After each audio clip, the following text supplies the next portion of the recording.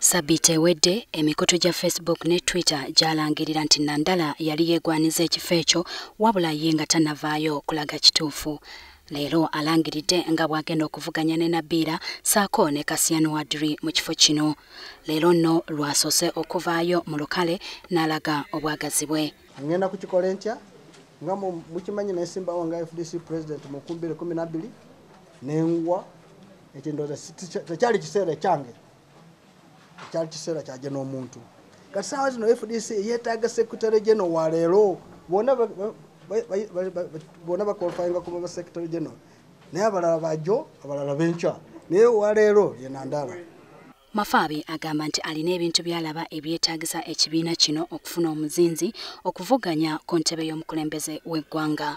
Agamba alina obusobozi okuzimba emirandira gy'ekibiina, okusomesa bannakibiina n'okukola ku nsonga eziruma abantu mu kibiina kya FDC. Webali wetugenda kwongererako.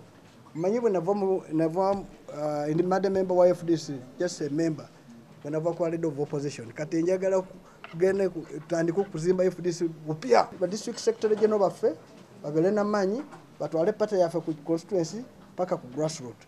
Gwe mulimo gwenjagala okukola ndabe nti FDC eddamu amaanyi era egende mu maaso etwala obuyinza. Ensonga kyova n'ensimbyewo. Nandala era yeeyamye okukolera awamu ne bannakibiina abalala okutumbula emirimu gy'ekibiina ssaako n'okusakira ekibiina ensimbi mpozi n'okuleeta obwenkanya wonna. President abeera waggulu, gwe secretary general obeera wansi, ate buli muntu ane mandate gy'akola. Nze ndi chief accounting officer, ye boss, chief mobilizer, chief fundraiser, chief mulimu gwange okulaba nti office zikola ki zitambula. Bandeetera sente bati ziwe ono nze nzibwa.